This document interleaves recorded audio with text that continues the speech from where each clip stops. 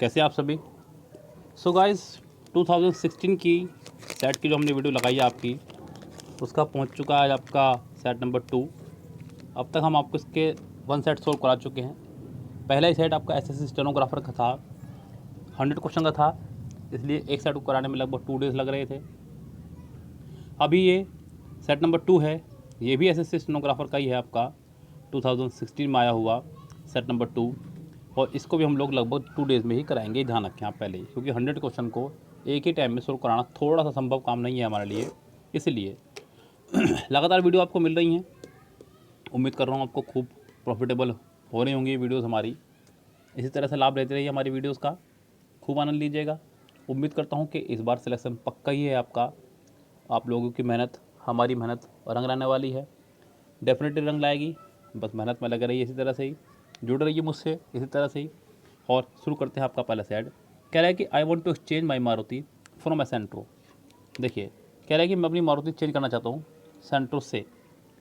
Yes, यहाँ पे from a सेंट्रो के लिए के बजाय आप अच्छा होगा यहाँ पे फॉर ए सेंट्रो लगाएं। यस, फॉर आ सेंट्रो, यानी कि फॉर का मतलब होता है लिए, फॉर का मतलब होता है लिए, यानी कि सेंट्रो के बदले आप अपनी गाड़ी जो है एक्सचेंज करना चाह रहे हैं मारुति को, तो यहाँ पे लगाएंगे फॉर। फ्रॉम का मतलब होता है से, जो कि यहाँ प्रॉपर नहीं बैठेगा। किसी व्यक्ति के माध्यम से अगर कोई काम हो रहा होता तो डेफिनेटली आप इसको लगा सकते थे, लेकिन फिलहाल यहाँ पे आप फ्रॉम नहीं लगा सकते। यस, तो यहाँ पे इस पार्ट में आपकी मिस्टेक। चलते हैं नेक्स्ट सेंटेंस पे। कह रहा है कि देयर वर एक्सटेंसिव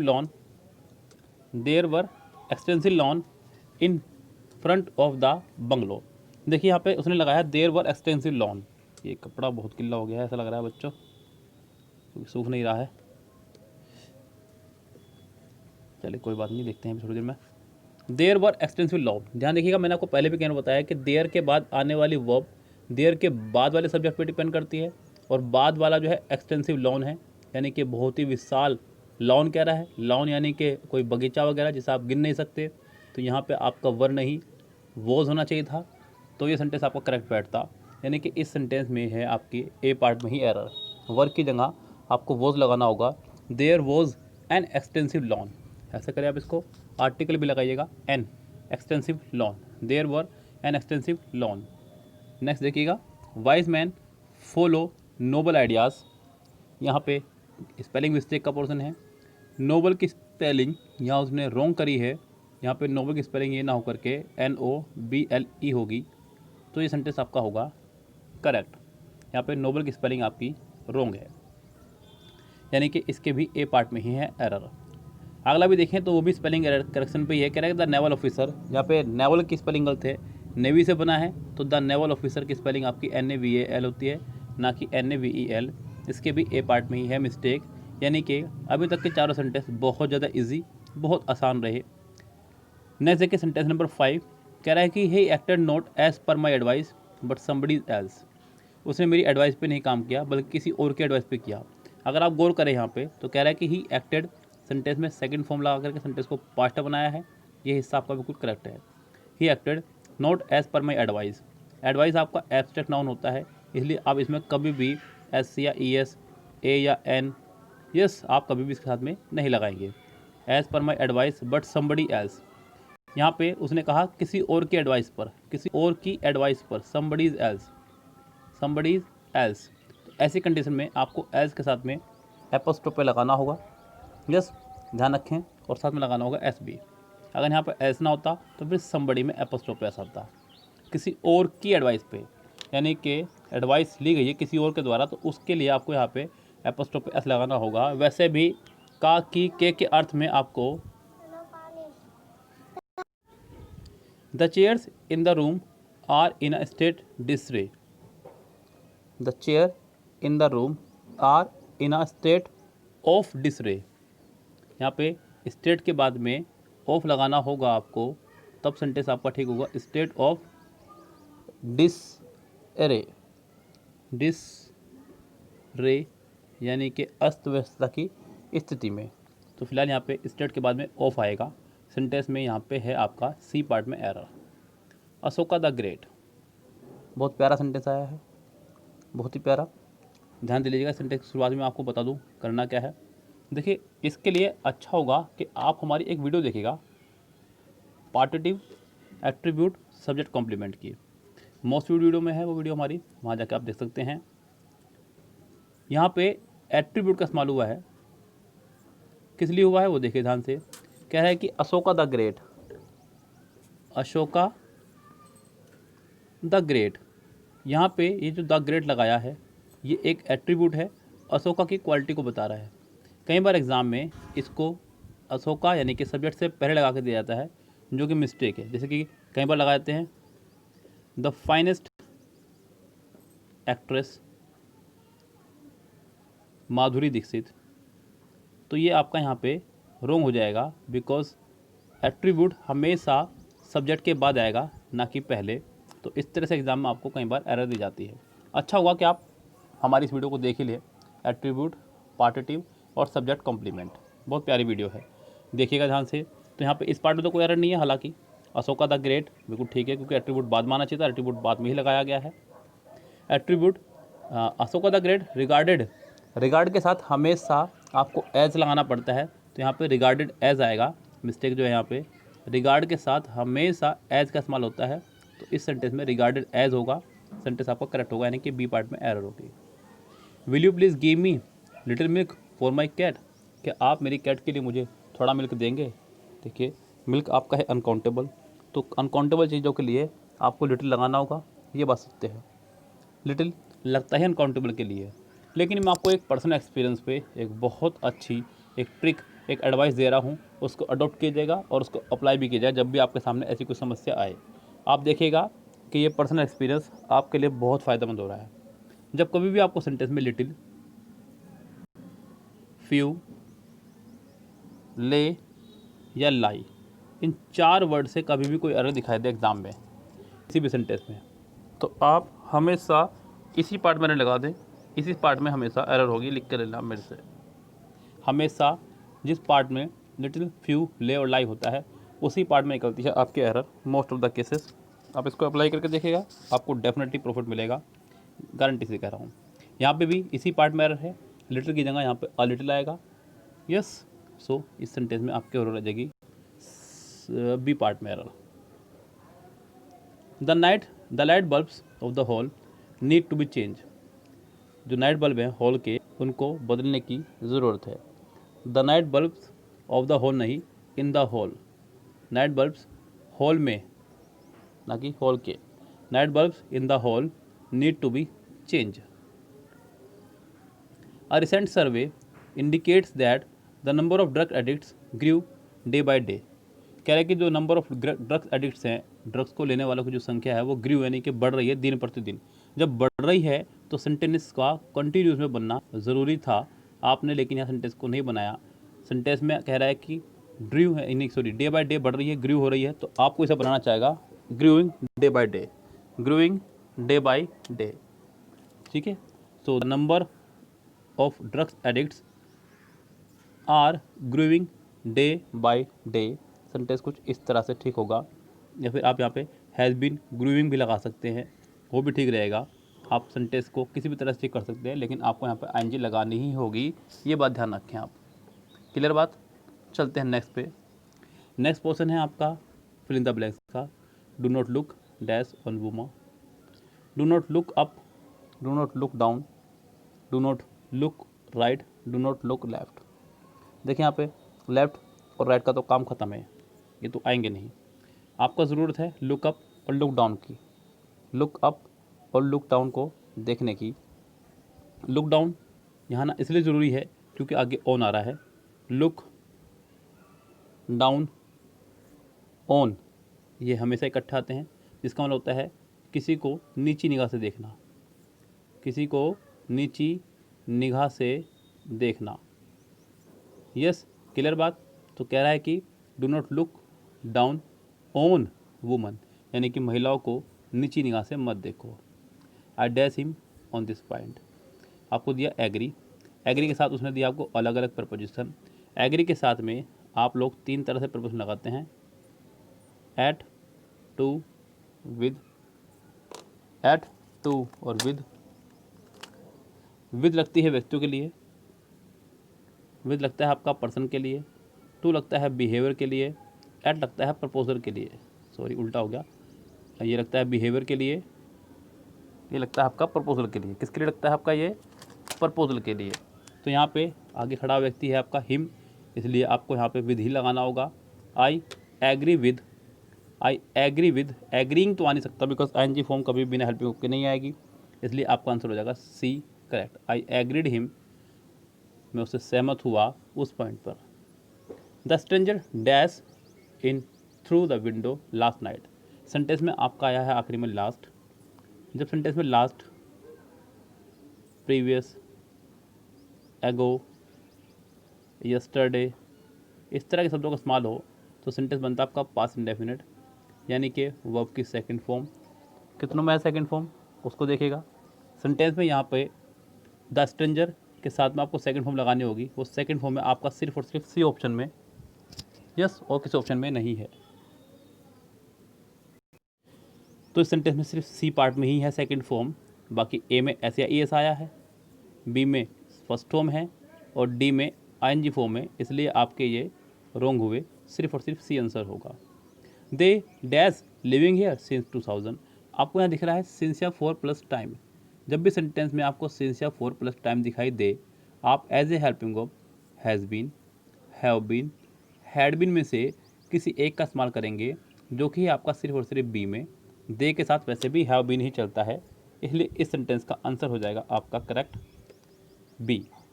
यस, समझ में आ रहा है ना खूब आराम से, बहुत तेज़ स्पीड तो नहीं चल रहा मैं। देखिए आपको लग रहा होगा कि स्पीड बढ़ रही है और अब तो आप भी काफ़ी कुछ समझने लग गए हैं, ऐसा नहीं कि आप बिल्कुल नादान रह गए हैं, काफ़ी कुछ आप सीख गए हैं। आप मेरे आज एडवांस ग्रुप में बैठे हुए हैं, ये पेड क्लासेस हैं जो आप ले रहे हैं, तो इसका मतलब आपको कुछ लगा होगा तो ही आप इस ग्रुप में ऐड हुए होंगे। तो फिलहाल बढ़ते नेक्स्ट सेंटेंस में कह रहा है कि the specialist dash you want to meet is available only on Thursday. The specialist you want to meet is available only on Thursday. Specialist जिससे आप मिलना चाहते हैं, देखिए यहाँ पर अगर गौर करूँ तो उसने कहा द स्पेशलिस्ट। अब यहाँ पर डाउट मन में ये आता है, एक परिवर्तन व्यक्ति, ध्यान रखिएगा, क्या है ये? एक पर्सन। पर्सन के लिए हम लोग सिर्फ और सिर्फ दो नाउन लगाते हैं, रिलेटिव प्रोनाउन, या तो हु या हुम। अगर मैं यहाँ पे हु लगा दूँ या फिर मैं यहाँ पे हुम लगा दूँ तो क्या कंडीशन रहेंगी वो देखिए। अगर मैं यहाँ पे हु लगा देता हूँ तो आगे वाला सेंटेंस है you want to meet, you want to meet is, दिख रहा है आपको? तो ऐसा आगे का हिस्सा आपको क्या सेंटेंस में दिख ही रहा होगा, हालांकि नहीं भी दिख रहा हो तो सेंटेंस में है। और फिर से यहाँ पे भी वो लगा दूँ इस समय, you want to meet is, दिख रहा है ना खूब अच्छे से। देखिए पहली बात तो मेरी सबसे खास बात यही है कि मैं सेंटेंस को बोल करके करवाता हूँ। बोल करके करवाने का ये फ़ायदा है बिकॉज मेरी रेटिंग बहुत बढ़िया है, जो कि समझ में एकदम आ जाती है, इसलिए बोल के करवाता हूँ जिससे कि आपको दिक्कत ना हो। यहाँ पे अगर गौर कीजिए, मैंने आपको पहले भी क्या बताया कि हु आपका एक सब्जेक्ट है। हु क्या आपका एक सब्जेक्ट है जिसे वर्ब पसंद है, यानी कि जिसे वर्ब चाहिए ही चाहिए। और हुम आपका एक ऑब्जेक्ट है जिसे वर्ब से कोई लेना देना नहीं है, यानी कि इसके बाद वर्ब नहीं चाहिए। अब इस सेंटेंस में पहले आपको देखना होगा कि हु की वर्ब है भी या नहीं है। अभी एक वर्ब इसको भी चाहिए बिकॉज ये भी एक सब्जेक्ट है। अब यहाँ पे यू के बाद जो वर्ब आई उसे तो ये लेके उड़ गया। क्लियर बात? क्लियर? टू के बाद वाले को हम कुछ मानते नहीं हैं। क्लियर बात? एक वर्ब ये रही, ये वर्ब इसकी हो गई। अब यहाँ पे इसकी वर्ब तो सेंटेंस में है ही नहीं, तो आप यहाँ पे हु नहीं लगा सकते, आपको हुम ही लगाना होगा। क्लियर बात? तो इसका आंसर हो जाएगा आपका बी करेक्ट। चलिए चलते हैं नेक्स्ट पे। नेक्स्ट है आपका वोकेबलरी। पहला वर्ड है हेजिटेट। हेजिटेट का मतलब होता है घबराना। क्या होता है हेजिटेट का मतलब? घबराना। रिजोल्व का मतलब होता है दृढ़ निश्चय। डिटरमाइन का मतलब होता है दृढ़। पॉज का मतलब होता है हिचकिचाना या घबराना। सेटर का मतलब होता है किसी जगह पर सेट हो जाना। तो इसका आंसर 16 का आपका हो जाएगा सी पॉज, क्योंकि बार बार रुक रहे हैं आप तो पॉज यानी कि घबरा रहे हैं आप। नेक्स्ट देखिए, नेक्स्ट है आपका कॉन्शियसनेस। कॉन्शियसनेस का मतलब होता है संवेदना या चेतना। पहला वर्ड है विजन, देखना। अंडरस्टैंडिंग, समझना। नथिंगनेस, कुछ नहीं। और अवेयरनेस मतलब जागरूक। तो 17 का आंसर हो जाएगा आपका यहाँ पर डी करेक्ट। 18 कैलिबर। कैलिबर का मतलब होता है क्षमता। क्या होता है कैलिबर का मतलब? क्षमता। ऑप्शन है करियर, करियर आप जानते हैं। कैपेसिटी, क्षमता। कामनेस, काम से बनाया वर्ड, काम मतलब शांति। क्राउड मतलब भीड़, तो इसका आंसर हो जाएगा आपका बी करेक्ट। चलते हैं 19 पे। कह रहा है कि परसुएड का मतलब होता है किसी को राजी करना, मनाना किसी को, परसुएड करना। डिटर का मतलब होता है किसी को बाधा पहुंचाना या हतोत्साहित करना। हिंडर मतलब बाधा पहुंचाना। कॉक्स किसी को राजी करना। रिस्ट्रेन परहेज करना। तो इसका आंसर हो जाएगा आपका कॉक्स। अगला है वांडर, WANDER। वांडर का मतलब होता है भटकना। क्या होता है वांडर का मतलब? भटकना। पहला ऑप्शन है आपका रेस, दौड़ना। रेसल मतलब कुश्ती। गालोप का मतलब होता है घोड़े की सवारी करना। और उससे अगला है आपका रोम का मतलब होता है भटकना। तो इसका आंसर आपका हो जाएगा भटकना ही करेक्ट, यानी कि डी इसका आंसर हो जाएगा। 21 देखिए, 21 to 25 आपको अपोजिट मीनिंग है, आपको बताने हैं कि इनके अपोजिट मीनिंग क्या होंगे। चलिए चलते हैं पहले वर्ड पे। पहला वर्ड है आपका वर्च्यू। वर्च्यू का मतलब होता है गुण। क्या होता है वर्च्यू का मतलब? गुण यानी कि कोई क्वालिटी बताना किसी की, आपको बताना है उल्टा इसका मीनिंग। पहला वर्ड है फूल, मूर्ख। वाइस, वर्च्यू, वाइस मतलब अवगुण, अनट्रू, डिफीट। ध्यान रखिएगा वर्च्यू का और वाइस का पेयर है। पहले बहुत आया करता था, अभी नहीं आ रहा आजकल, लेकिन इसका मतलब ये नहीं कि अब नहीं आएगा। यस, ध्यान रखें, ये वर्ड ऐसा हो गया था पहले कि हर सेट में आना ही आना था, वर्च्यू वाइज। और बैरन और फर्टाइल, ये दो वर्ड ऐसे थे, बैरन का फर्टाइल के साइड में और वर्च्यू का वाइस के साथ में एक फिक्स पेयर बन चुका था। हर एग्जाम में सेंटेंस मिलते थे, लेकिन आप इनको ध्यान रखें, अगर आ जाएँ तो आपको छोड़ के नहीं आने हैं। अगला है आपका इवासिव, जिसका मतलब होता है टाल मटोल करना। कैटेगरी यानी किसी को कैटेगरी में रखना। इंडेफिनेट अनिश्चित। एक्सप्लिक्ट मतलब स्पष्ट केवल देना। और अनक्लियर मतलब अस्पष्ट, तो एक्सप्लिक्ट हो जाएगा इसका आंसर, स्पष्ट। अगला है रेलेंटलेस का मतलब होता है जो कभी हार ना माने, रेलेंटलेस। पहला वर्ड है जेंटल, सभ्य। सेंसिटिव, सभ्य। याल्डिंग, दृढ़। काइंड, दयालु। यहाँ पे 23 का आंसर आपका हो जाएगा फिलहाल सी। नेक्स्ट है हॉस्टिलिटी का मतलब होता है शत्रुता, घोर शत्रुता। आपको बताना है यहाँ पे इसका अपोजिट मीनिंग हो जाएगा इसका फ्रेंडशिप, यानी कि इसका आंसर हो जाएगा करेक्ट आपका बी। नेक्स्ट देखिएगा, नेक्स्ट है आपका असेंट का मतलब होता है सहमति। क्या होता है असेंट का मतलब? सहमति। आपको लगाना है इसका अपोजिट, तो इसका हो जाएगा आपका डिसेंट, जो कि साफ दिखाई दे रहा है। सेपरेशन का मतलब होता है अलगाव। कन्फ्यूज़न आपको पता है। सेल्फ इंटरेस्ट भी आपको पता है। इतने हार्ड वोकेबलरी सेट की नहीं थी, अगर ऐसी ही वोकेबलरी आपके सेट में आ गई तो समझो बल्ले बल्ले हो जाएगी आपकी। ग्रामर मैंने आपकी मजबूत करा दी है, वोकेबलरी ऐसी आ जाए बस सिलेक्शन आपके हाथ में होगा, आपको कोई सिलेक्शन से नहीं रोक सकता। लेकिन बस आप लोग पढ़ते रहिए, ज़्यादा ओवर कॉन्फिडेंस मत होइएगा। The teacher was taken aback, ये आपका एक ईडियम है। टेकन अबैक का मतलब होता है चौंक जाना। क्या होता है? चौंक जाना, टेकन अबैक। यस, आपको बताना है इसका सिनोनियम्स, इसका मिलता जुलता वर्ड। एनोए मतलब नाराज। सरप्राइज्ड बिल्कुल। हर्ट दुखी। प्लीज्ड खुश। तो इसका आंसर हो जाएगा आपका बी करेक्ट, सरप्राइज्ड। नेक्स्ट देखिए, नेक्स्ट क्या कह रहा है आपको? नेक्स्ट वर्ड है आपका इन ब्लैक एंड वाइट। इसका मतलब होता है लिखित रूप में। इन ब्लैक एंड वाइट मतलब लिखित रूप में, जैसे कि ये वाइट मेरा बोर्ड है और ब्लैक पेन से मैं लिख रहा हूँ, इसलिए लिखित रूप में, इन राइटिंग, यानी कि पहला ही इसका आंसर हो जाएगा। 28 once in a blue moon यानी कि कभी कभार। एवरीवेयर हर जगह। रेयरली इसका आंसर हो जाएगा आपको रेयरली ही, कभी कभार। होल्ड योर टंग, ये भी बड़ा प्यारा इडियम है। इंग्लिश स्पीकिंग बोलते वक्त कई बार आप इसका इस्तेमाल कर देते हैं। होल्ड योर टंग का मतलब होता है अपनी जीभ पकड़ना, यानी कि शांत रहना या चुप रहना, यानी कि जुबान संभाल के बात करना, यानी कि इसका आंसर हो जाएगा बी साइलेंट, यानी कि इसका आंसर बी ही हो जाएगा, बी साइलेंट। अगला है between the lines. Read between the lines पूरा होता है ये। रीड बिटवीन द लाइन मतलब लाइन के बीच में लाइन को पढ़ना, यानी कि बहुत गहराई से पढ़ना, बात का गहराई से मीनिंग जानना, गहराई से अर्थ जानना। Read between the line. Strain your eyes. Read in secret, यानी कि छुपी हुई बात का मतलब निकालना। रीड इन सीक्रेट, यानी कि इसका आंसर आपका हो जाएगा बी करेक्ट। सो ये थे आपके पांचों ईडियम, जो कि बहुत ज़्यादा टफ नहीं थे। ईडियम्स के लिए अलग से हमने एक वीडियो बनाया हुआ है, आपका अलग अलग डे से, डे 1 to डे 23 सभी डे देख लीजिएगा। ईडियम्स आपके मुट्ठी में होंगे, पूरी MB बुक के ईडियम्स उससे कराए गए हैं। नेक्स्ट है आपका एक्टिव पैसिव, सॉरी PQRS है आपके, ये आपको सीक्वेंस इन ऑर्डर लगाने हैं। कह रहा है कि my grand mother was an old woman, मेरी दादी जी एक ओल्ड वुमा है, यानी कि एक बूढ़ी महिला है। चलिए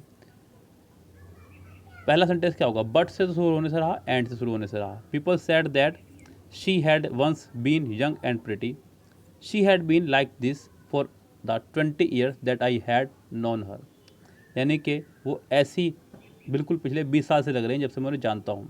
इसका आंसर शुरू होगा आपका एस से। किससे शुरू होगा, एस से। पी और क्यू से तो होने से रहा, और आर में कह रहे हैं कि लोग ऐसा कहते हैं, जैसी कि बाद की बात है। पहले आप लगाएंगे यहाँ पे एस, सेंटेंस शुरू होगा एस से, और एस आपका एक में ही है, इसलिए इसका आंसर हो जाएगा आपका ए करेक्ट। 31 का ए आंसर हो जाएगा। चलते हैं नेक्स्ट पे। नेक्स्ट आपका ये रहा, कह रहा है कि it is the twilight hour. Twilight hour का मतलब होता है रात का समय था, यानी कि तारे टमटमा रहे थे, टमटमा रहे कर रहा हूँ, टिमटिमा रहे थे। The sound breaks the still silence around me, I turn round and see her seated on a rock, I hear more bells behind me, the temple bell rings in the distance. तो यहाँ पे कह रहा है कि रात का समय था, ट्विलाइट आवर था, यानी कि रात्रि होने वाली थी, ज़्यादा रात्रि का समय भी नहीं था, बस रात्रि होने वाली थी। The temple bells rings in the distance, मंदिर की घंटी दूर से सुनाई दे रही थी। I turn around and see her seated on a rock, क्या लग रहा है आपको करेक्ट ऑप्शन हो सकता है इसका, एस, एस के बाद क्यों, यहाँ मुझे इस पर डाउट है थोड़ा थोड़ा, बाकी देखते हैं। सेंटेंस का पहला ऑप्शन क्या हो सकता है, it is the twilight hour. The second, the sound breaks the still silence, उस साउंड ने शांति को तोड़ दिया, पहला तो ऑप्शन होने से रहा। आई टर्न राउंड, मैं पीछे मुड़ा, कुछ कारण होगा तभी तो पीछे मुड़ूंगा, तो ये भी इसका पहला ऑप्शन होने से रहा। उसके बाद में पहली बात तो ये कि उसने आपको एस या आर ही दिया ऑप्शन पहला, या तो एस होगा या R. I hear more bells behind me, मैंने अपने पीछे बहुत सारी घंटियाँ सुनी, या फिर अगला है the temple bells rings, S से ही शुरू होगा, अब तो कन्फर्म है। The temple bells rings in the distance, I turn round and see her seated on a rock, the sound breaks the still silence around me, I hear more bells behind me, her eyes sparkle like the ankles on her swinging feet. यहाँ sentence का answer होना चाहिए C option select. S के बाद P लगाइए, S के बाद क्यों से मुझे कोई मीनिंग नहीं समझ में आ रहा है। It is the twilight hour, the temple bell rings in the distance, मंदिर घंटी दूर से बज रही थी। The sound breaks the still silence around me, यानी कि उस बजती हुई घंटी ने साइलेंट को ख़त्म कर दिया, यानी कि शांति खत्म कर दी, यानी कि एस के बाद पी आएगा। इसका ऑप्शन सी लगाइएगा, बिल्कुल करेक्ट रहेगा।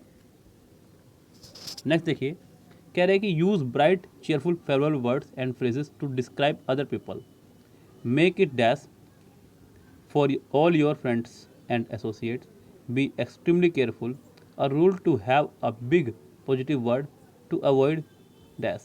अब यहाँ पे कह रहा है कि to avoid 33 सेंटेंस देखें, 33 सेंटेंस में उसने इस्तेमाल किया वर्ड आपका to avoid का, किसका इस्तेमाल किया उसने, to avoid। यहाँ पे आपको to avoid के बाद एक ऐसा वर्ड लगाना होगा एस के बाद में, to avoid the pretty cut him down language, यानी कि ये कन्फर्म है कि टू अवॉइड सबसे आखिरी में आएगा। To avoid the pretty cut him down language सबसे आखिरी में आएगा एस, सबसे आखिरी में दो में है, सी में और डी में। Use bright cheerful favourable words and phrase to describe other people, make it a rule to have a big positive word, यानी कि इसको नियम बना लीजिए। क्या बना लीजिए इसको, नियम, यानी कि कन्फर्म है कि सेंटेंस आर से शुरू होगा, एस पे ख़त्म होगा, जो कि आपका सिर्फ सी ही ऑप्शन में है। इस सेंटेंस का आंसर हो जाएगा आपका सी correct. An officer in Andhra Pradesh, यहाँ इस सेंटेंस में फिर से आपका आ गया हु। मैंने आपको हमेशा कहा है जब भी सेंटेंस में आपको हु, हुम, विच, व्हाट, दैट में से कोई भी एक दिखे तो आप सबसे पहले उसी पार्ट को सॉल्व करेंगे। हु हमेशा व्यक्तियों के लिए आया करता है, ये ध्यान रखिए।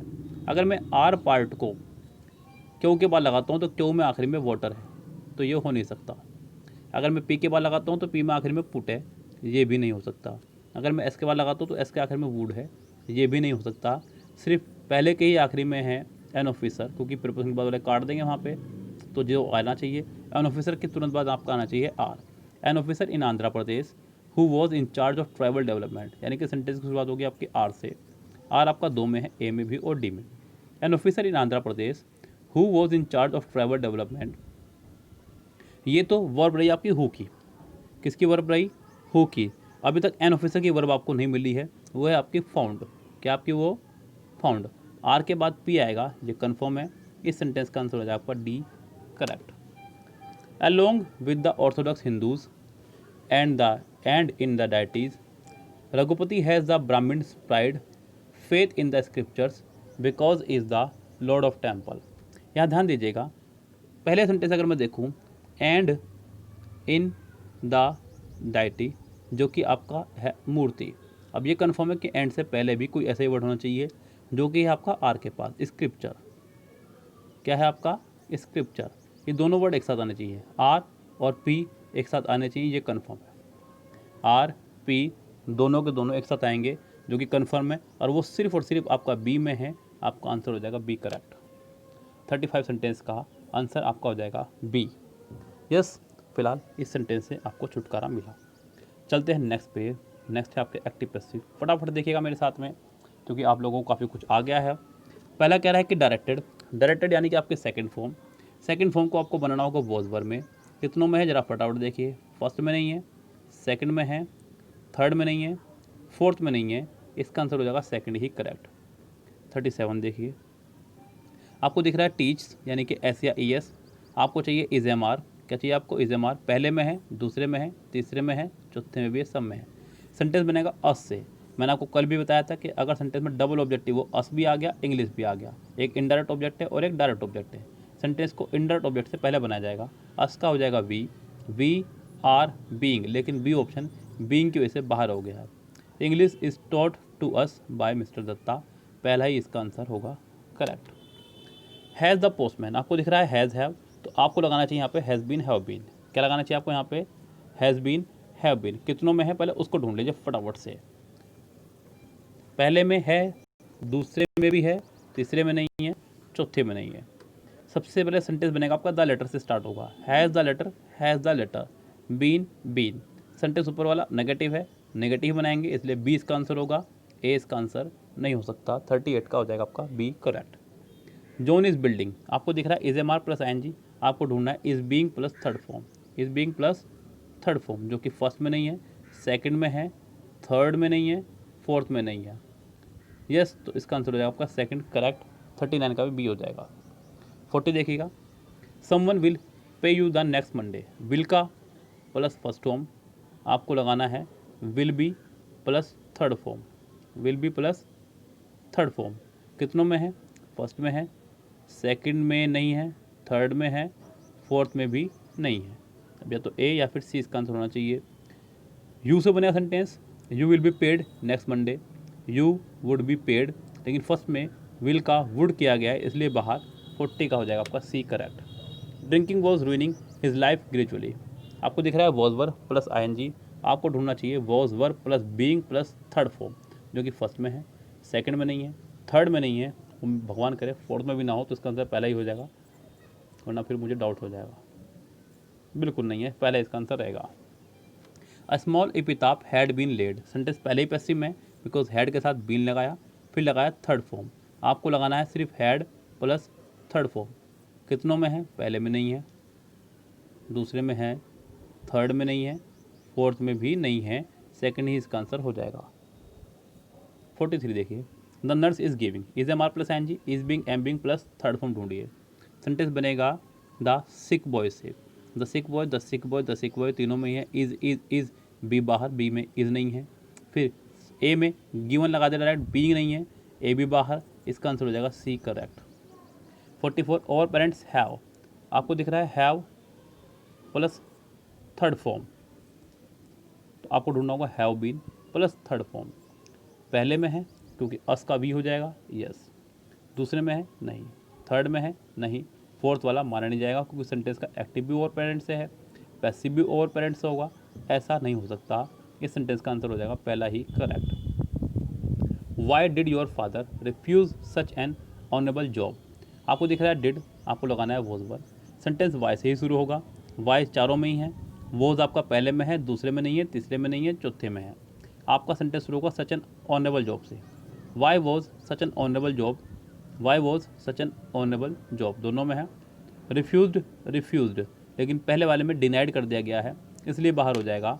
45 का आंसर हो जाएगा आपका डी करेक्ट। यस, समझ में आई आपको बात आराम से। सो उम्मीद करता हूँ आपको आज का सेट मेरे द्वारा जो सोल्यूशन दिया गया है समझ में आया होगा। इसी तरह से चलते रहेगा। हो सकता है कि आपको लास्ट का एक्टिव पैसिव थोड़ा स्पीड से मैंने पढ़ा दिया हो, आप इसकी स्पीड स्लो करके देख सकते हैं। वैसे तो आपको समझ में आ ही गया होगा क्योंकि आपने मुझसे कई बार पढ़ लिया है। अब आपको किसी प्रकार की समस्या नहीं है। फिलहाल चलते हैं, लेते हैं आपसे विदा, मिलते हैं नेक्स्ट वीडियो में। Good bye, have a nice day.